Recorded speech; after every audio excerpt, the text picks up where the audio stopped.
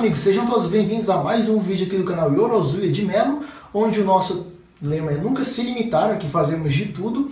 E essa aqui é a nossa sessão de estudos jurídicos, e aqui neste curso aqui de processual civil, com base no novo Código de Processo Civil, eu vou estar ensinando para vocês tema a tema, mostrando tema a tema. O tema de hoje é sobre competência. Só que para a gente estudar o tema, a gente vai dividir eles basicamente em 6 tópicos. Antes de começarmos, eu gostaria de pedir para vocês que vão no cantinho aqui embaixo, nesse cantinho lado esquerdo, vai ter uma engrenagem. Aperte na engrenagem e vai lá em velocidade de vídeo e coloque a velocidade 1.5. Dessa forma, você vai estar acelerando a velocidade do vídeo e otimizando o seu tempo de estudo, porque aí eu posso falar mais devagar aqui, pensando no que eu vou falar, e vocês vão estar acelerando. No vídeo, quando vocês forem ver dessa forma, eu vou estar falando mais rápido. Você vai condicionar o seu cérebro a pegar o conhecimento de forma rápida. Então, eu vou dividir a aula de hoje em 6 tópicos, vou colocar aqui do lado, em 6 tópicos primeiramente. A gente vai ver primeiramente sobre a jurisdição, depois da jurisdição a gente vai ver sobre a competência, e depois a gente vai ver sobre a divisão. A gente vai aprofundar então no estudo da competência internacional, depois sobre a competência interna, e por último, no tópico 6, a gente vai ver sobre os regimes de competência. Então, começando primeiramente sobre o primeiro tema, que é jurisdição, porque para a gente entender competência, a gente tem de entender o que é jurisdição. E a jurisdição, vamos começar pelo 1.1, que é o conceito. É muito importante a gente sempre estudar os conceitos antes. Depois, se vocês quiserem já ir anotando aí, depois do conceito a gente vai ver também sobre o conceito de definitividade. Vocês já vão entender por quê. E 1.3 a gente vai ver também sobre as formas de aquisição da jurisdição. Mas, primeiramente, o que é a jurisdição? Vamos começar pelo conceito. A jurisdição é a capacidade de dizer o que é o direito. E lá no novo Código Processual Civil, tá falando justamente isso, não o conceito, mas lá, de forma muito prática, a gente, para entender o que é que está no Código de Processo Civil, que é a competência, a gente tem que entender a jurisdição. Porque todo juiz tem jurisdição, mas nem toda essa célebre frase. Todo juiz tem jurisdição, mas nem todo juiz tem competência. E é justamente porque a jurisdição ela é uma característica abstrata e genérica. Ela não é objetiva como a competência. Então a gente poderia dizer que essa é uma capacidade abstrata e genérica. Aí muitos poderiam perguntar, mas professor, os órgãos administrativos também não têm essa capacidade de dizer o que é o direito? Essa é a diferença. Na verdade, os órgãos administrativos eles também podem dizer o que é o direito.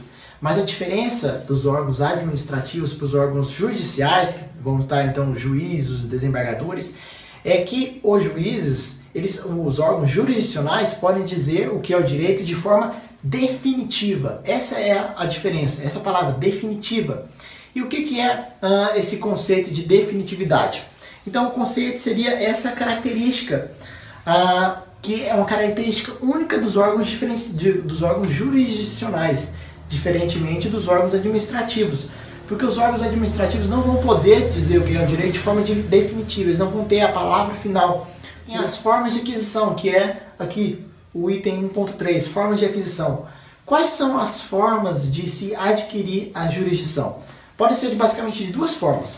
A primeira forma é por nomeação, onde a pessoa vai ser nomeada através de cargos públicos e tal. E a segunda forma é através da investidura. A investidura através de provas de concursos e provas de títulos. Então a pessoa, para ter jurisdição, ou ela precisa ser nomeada, ou ela precisa ser investidura naquele cargo. Por exemplo, isso aqui de investidura seriam os concursos públicos, concursos para juiz substituto, concurso para juiz do trabalho. Essas são as formas de investidura.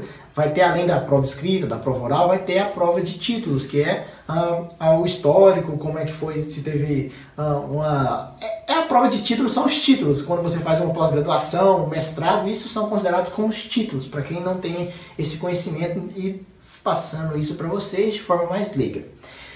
Então vamos continuar. O segundo tema, tópico número 2, é sobre a competência.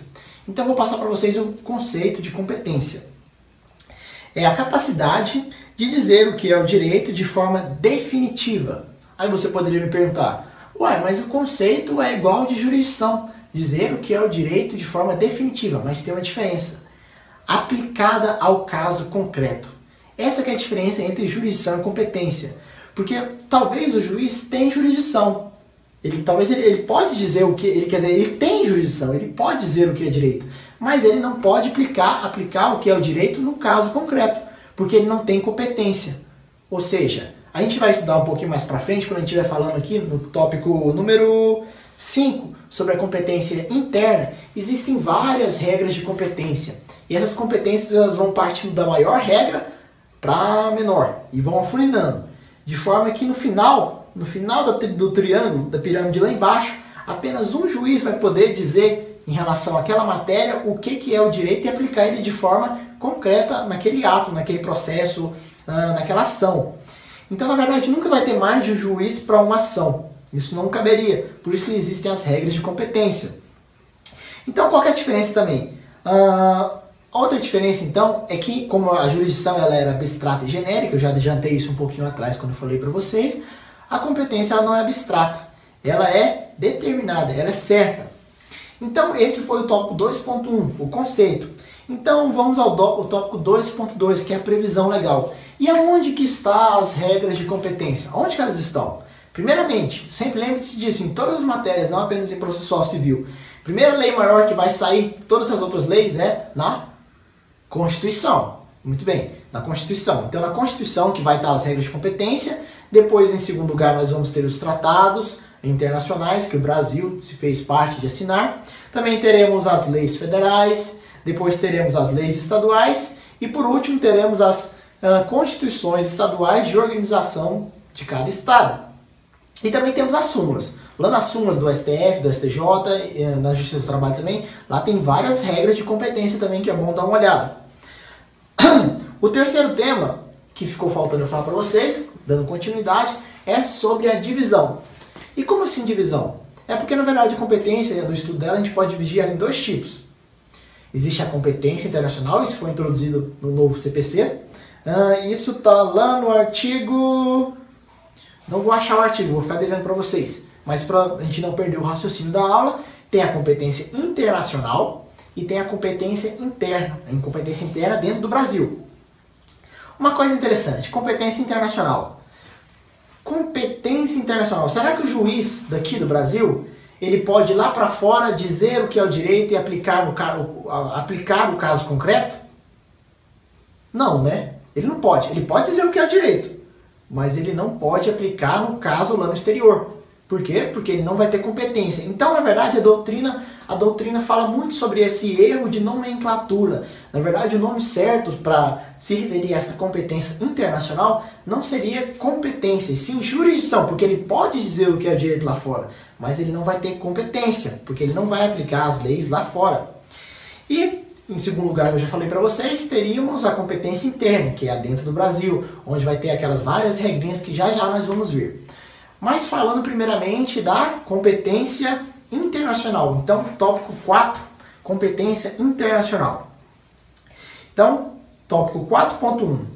Primeiramente, antes da gente ver a competência internacional, as regras de definir quem que é que vai aplicar o direito ao caso, se é o Brasil, se é o país exterior, a gente tem de observar 3 princípios. E quais são esses 3 princípios? O princípio da efetividade, onde os países exteriores, o Brasil, eles só vão aplicar o direito naquilo que for realmente efetivo, a sua norma.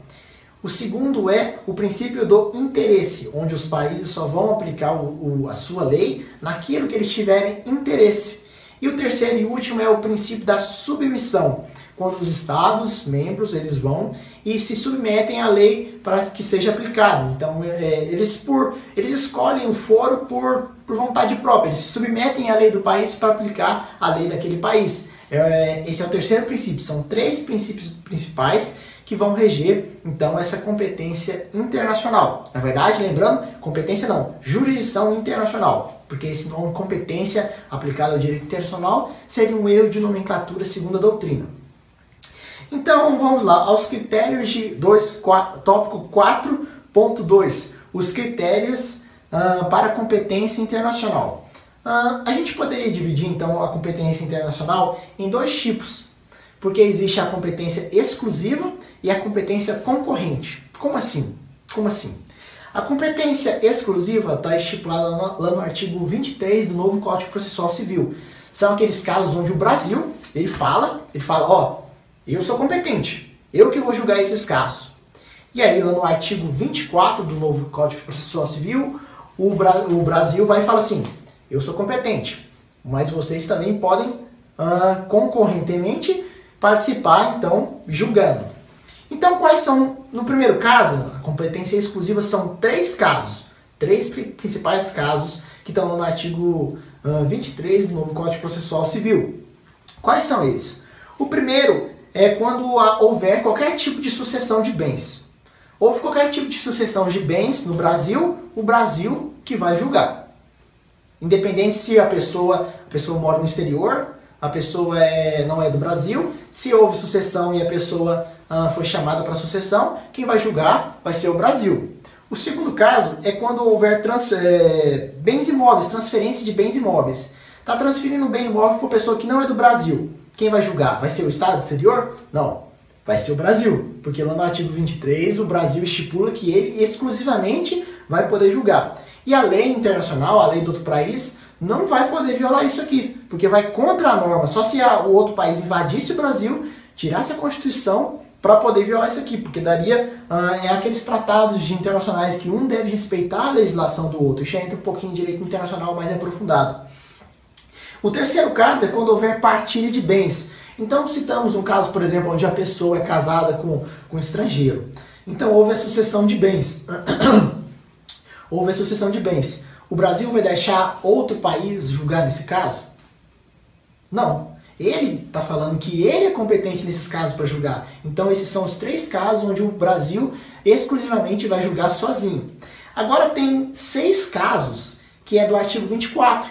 O artigo 24 é a competência concorrente, onde os dois países, ou seja, o Brasil vai estar julgando ao mesmo tempo que o país estrangeiro. Ou seja, vai estar correndo um processo aqui no Brasil, ao mesmo tempo que vai estar correndo outro processo lá fora.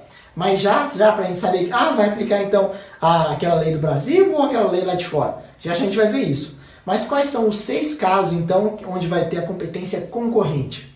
Os 6 casos são o primeiro. O primeiro caso é quando o réu tem domicílio no Brasil. Então, qualquer que seja o caso da história, se o réu, mesmo que internacional, ele estiver morando no Brasil, então é competência concorrente. Então, o Brasil deixa a oportunidade para o Brasil, para a lei estrangeira ser aplicada concorrentemente. O segundo caso é quando o local de cumprimento da obrigação for o Brasil. Então, lá no contrato, teve um contrato lá, mesmo que com fora, está estipulando que o local de cumprimento da obrigação vai ser no Brasil. Então, nesse caso, concorrentemente, a lei do Brasil vai ser aplicada juntamente com a do exterior. Vão correr 2 processos ao mesmo tempo, um no Brasil e um fora. Terceiro caso, quando o fundamento ou fato ocorreu no Brasil.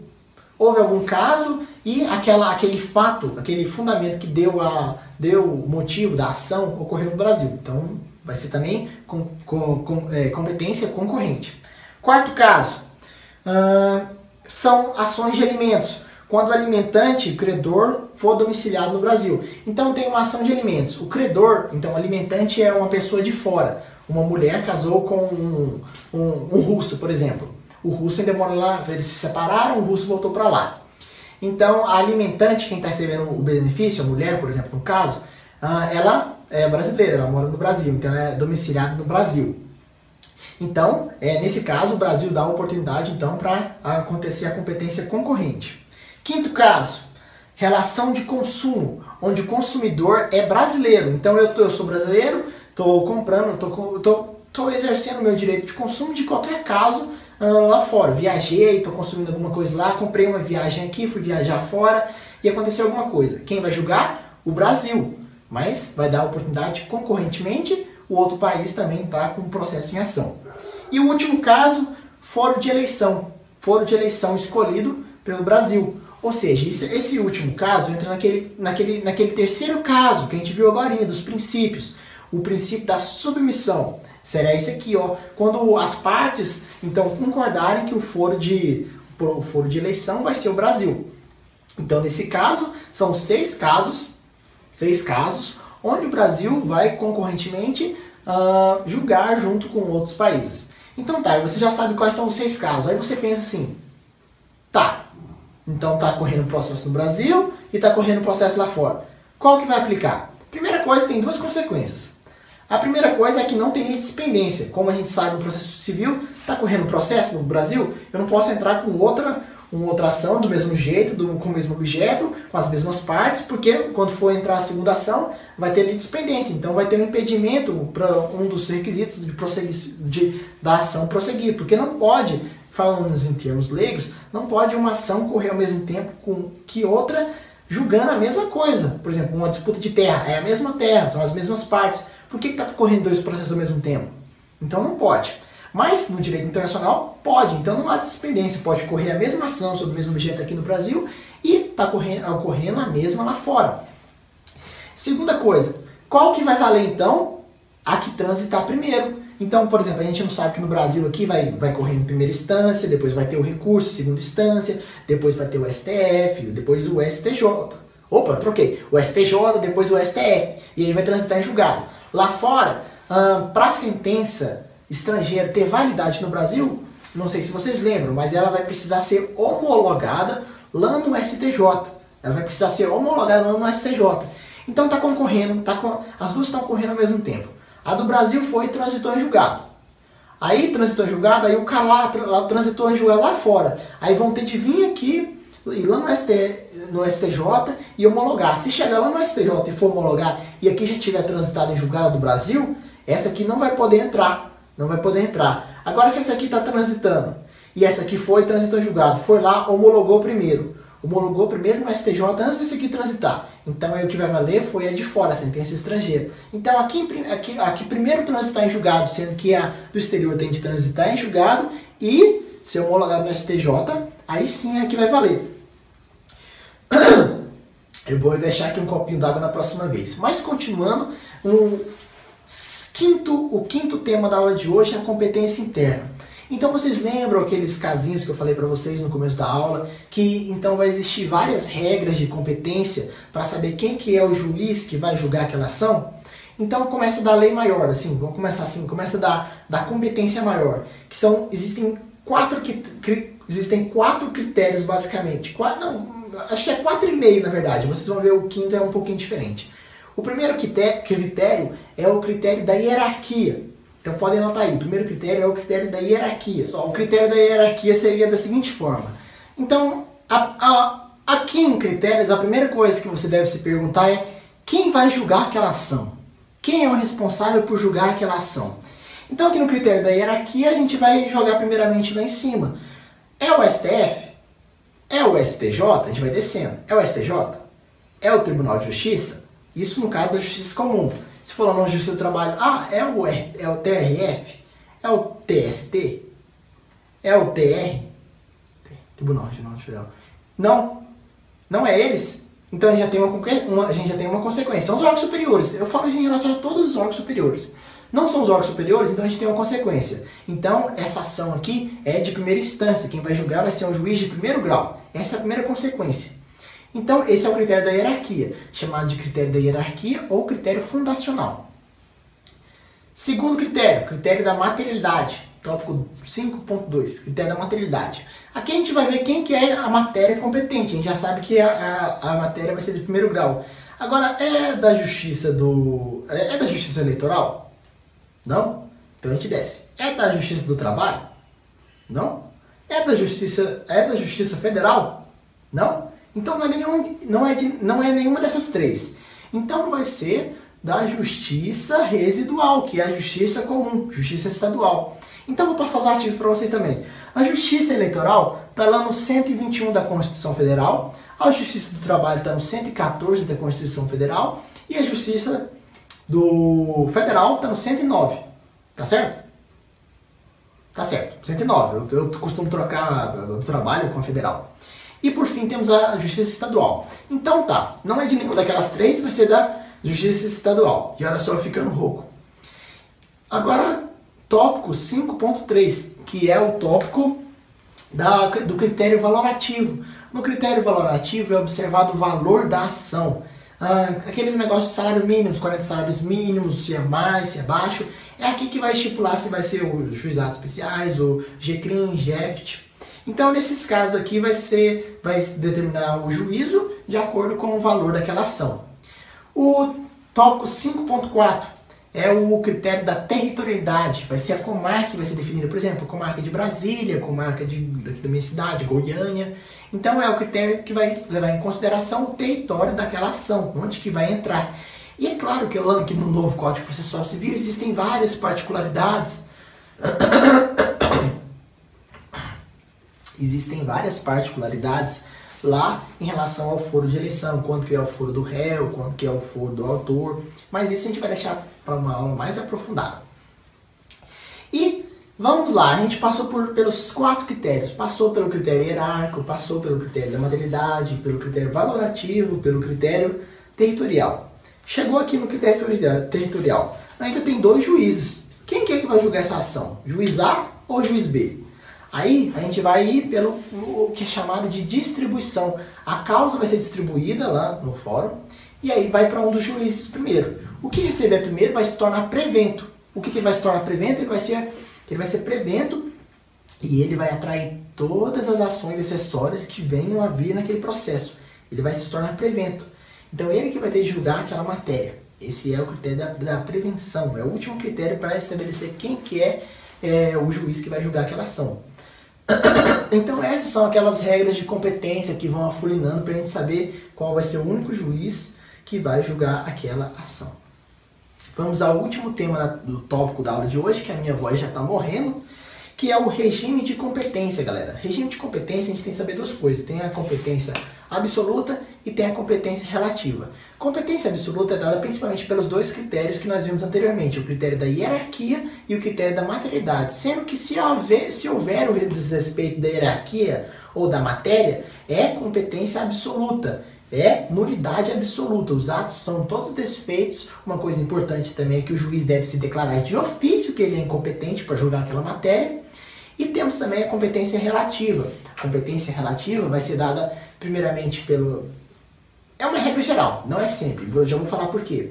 Pelo critério valorativo e pelo critério territorial. Por que não é sempre, galera? Porque depende do interesse público. Mesmo se for critério valorativo e territorial, se o interesse for público, vai ser competência absoluta e não competência relativa. Isso é muito importante. Então é mais importante você observar se o interesse é público ou não. Aqui na competência relativa, a gente tem mais o interesse privado predominante.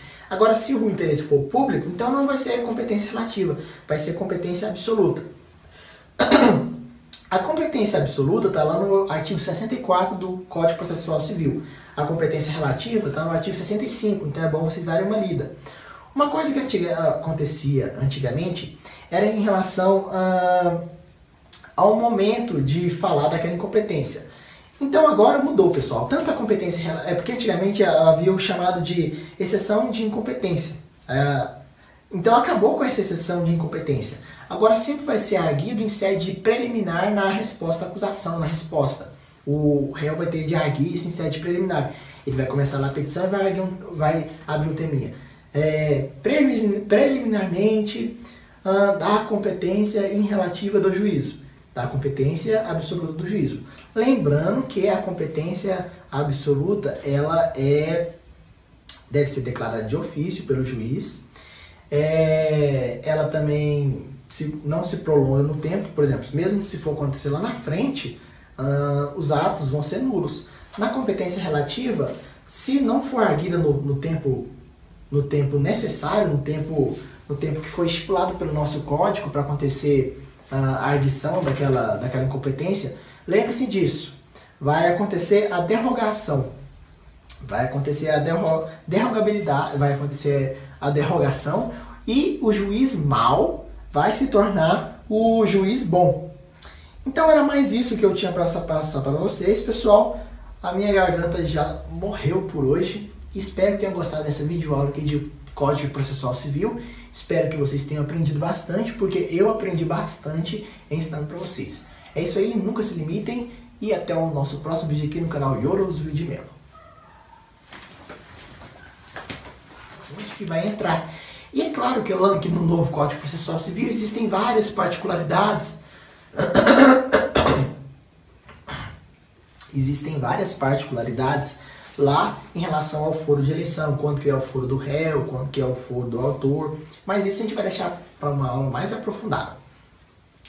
E vamos lá, a gente passou pelos 4 critérios, passou pelo critério hierárquico, passou pelo critério da materialidade, pelo critério valorativo, pelo critério territorial. Chegou aqui no critério territorial, ainda tem 2 juízes. Quem que é que vai julgar essa ação? Juiz A ou juiz B?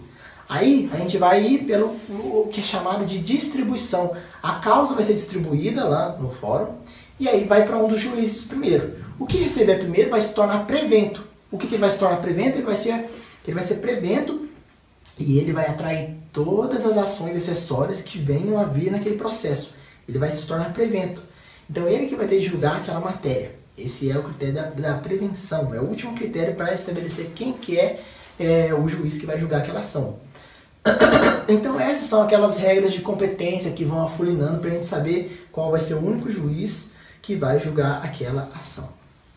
Vamos ao último tema do tópico da aula de hoje, que a minha voz já está morrendo, que é o regime de competência, galera. Regime de competência a gente tem que saber 2 coisas. Tem a competência absoluta e tem a competência relativa. Competência absoluta é dada principalmente pelos 2 critérios que nós vimos anteriormente, o critério da hierarquia e o critério da materialidade, sendo que se houver o desrespeito da hierarquia ou da matéria, é competência absoluta, é nulidade absoluta, os atos são todos desfeitos. Uma coisa importante também é que o juiz deve se declarar de ofício que ele é incompetente para julgar aquela matéria.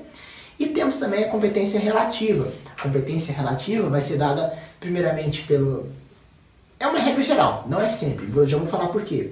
Pelo critério valorativo e pelo critério territorial. Por que não é sempre, galera? Porque depende do interesse público. Mesmo se for critério valorativo e territorial, se o interesse for público, vai ser competência absoluta e não competência relativa. Isso é muito importante. Então é mais importante você observar se o interesse é público ou não. Aqui na competência relativa, a gente tem mais o interesse privado predominante. Agora, se o interesse for público, então não vai ser competência relativa, vai ser competência absoluta. A competência absoluta está lá no artigo 64 do Código Processual Civil. A competência relativa está no artigo 65, então é bom vocês darem uma lida. Uma coisa que acontecia antigamente era em relação ao momento de falar daquela incompetência.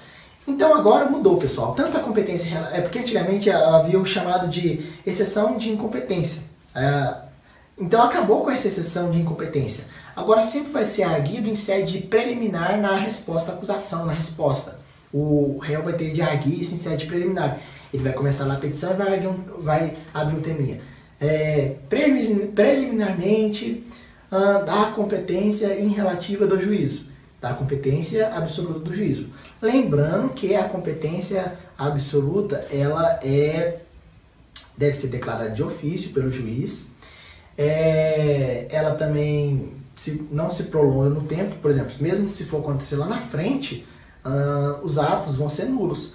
Na competência relativa, se não for arguida no tempo necessário, no tempo que foi estipulado pelo nosso código para acontecer a arguição daquela incompetência, lembre-se disso.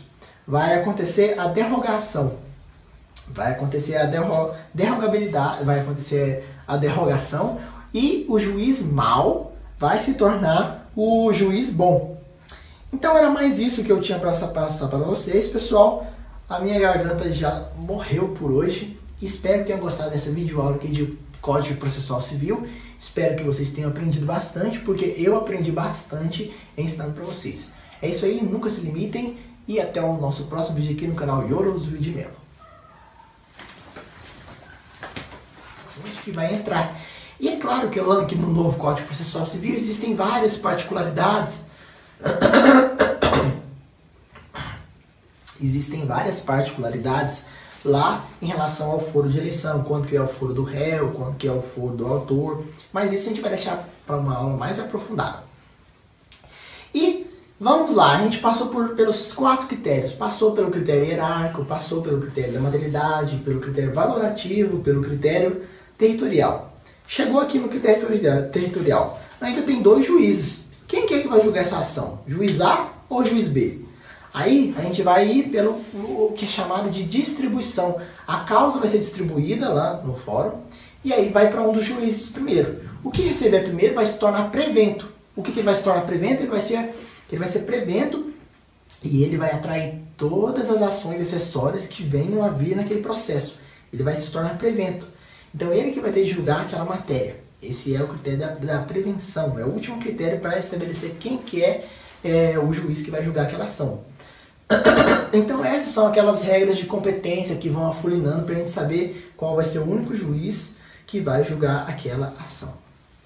Vamos ao último tema do tópico da aula de hoje, que a minha voz já está morrendo, que é o regime de competência, galera. Regime de competência a gente tem que saber 2 coisas. Tem a competência absoluta e tem a competência relativa. Competência absoluta é dada principalmente pelos 2 critérios que nós vimos anteriormente, o critério da hierarquia e o critério da materialidade, sendo que se houver o desrespeito da hierarquia ou da matéria, é competência absoluta, é nulidade absoluta, os atos são todos desfeitos. Uma coisa importante também é que o juiz deve se declarar de ofício que ele é incompetente para julgar aquela matéria. E temos também a competência relativa. A competência relativa vai ser dada primeiramente pelo... É uma regra geral, não é sempre. Já vou falar por quê. Pelo critério valorativo e pelo critério territorial. Por que que não é sempre, galera? Porque depende do interesse público. Mesmo se for critério valorativo e territorial, se o interesse for público, vai ser competência absoluta e não competência relativa. Isso é muito importante. Então é mais importante você observar se o interesse é público ou não. Aqui na competência relativa, a gente tem mais o interesse privado predominante. Agora, se o interesse for público, então não vai ser competência relativa, vai ser competência absoluta. A competência absoluta está lá no artigo 64 do Código Processual Civil. A competência relativa está no artigo 65, então é bom vocês darem uma lida. Uma coisa que acontecia antigamente era em relação ao momento de falar daquela incompetência. Então agora mudou, pessoal. Tanto a competência... porque antigamente havia o chamado de exceção de incompetência. Então acabou com essa exceção de incompetência. Agora sempre vai ser arguido em sede preliminar na resposta à acusação, na resposta. O réu vai ter de arguir isso em sede preliminar. Ele vai começar lá a petição e vai abrir um teminha. Preliminarmente, da competência em relativa do juízo. Da competência absoluta do juízo. Lembrando que a competência absoluta, ela deve ser declarada de ofício pelo juiz. Ela também não se prolonga no tempo, por exemplo, mesmo se for acontecer lá na frente, os atos vão ser nulos. Na competência relativa, se não for arguida no tempo necessário, no tempo que foi estipulado pelo nosso código para acontecer a arguição daquela incompetência, lembre-se disso, vai acontecer a derrogação, vai acontecer a derrogabilidade, vai acontecer a derrogação e o juiz mau vai se tornar o juiz bom. Então era mais isso que eu tinha para passar para vocês, pessoal. A minha garganta já morreu por hoje. Espero que tenham gostado dessa videoaula aqui de Código Processual Civil. Espero que vocês tenham aprendido bastante, porque eu aprendi bastante ensinando para vocês. É isso aí, nunca se limitem e até o nosso próximo vídeo aqui no canal Yorosui de Melo.